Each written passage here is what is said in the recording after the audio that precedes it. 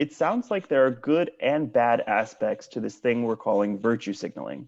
And so fans of Ayn Rand might automatically be tempted to call this out as a package deal, something that she talked about in a few different places.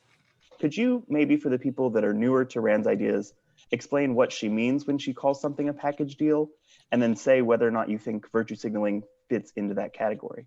Good. It's a really good question. And it's definitely true that what I was trying to do in this presentation was to unpackage some kind of package deal using the kind of methodology that Rand suggests. So in her view, a package deal is in commerce, somebody sells you a bill of goods and maybe you wanted some things, but you didn't want all of them and you're left with more than you wanted, more than you needed. And she thinks that there's something similar that happens in discourse and in cognition.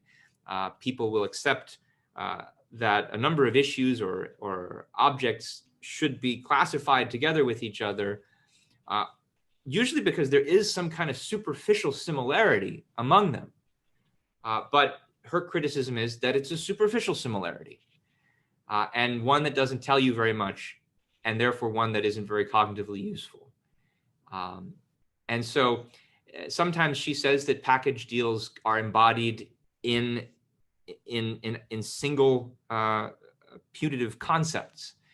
And so there's a question in my mind of, is the concept of virtue signaling itself a package deal? Now, that's something I actually think I need to think through more, but there can be legitimate concepts that are used in a way that involves a package deal.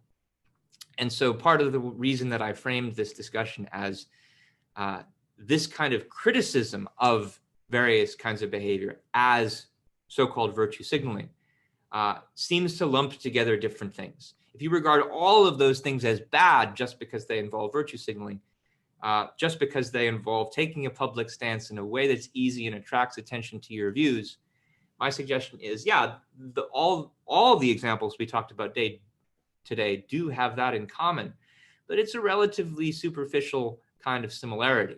The fact that you take a public stance that attracts attention, well, there could be good reasons you have for doing that, or pretty bad reasons that you have for doing that. Healthy reasons, unhealthy reasons, reasons that are motivated by ideological, and intellectual principles, as opposed to very anti-intellectual reasons. And so if there's a criticism of all of those things as bad just because a person's taking a public stance, I think that does involve some kind of package deal fallacy, and that fallacy needs to be refuted, and the package needs to be unpackaged.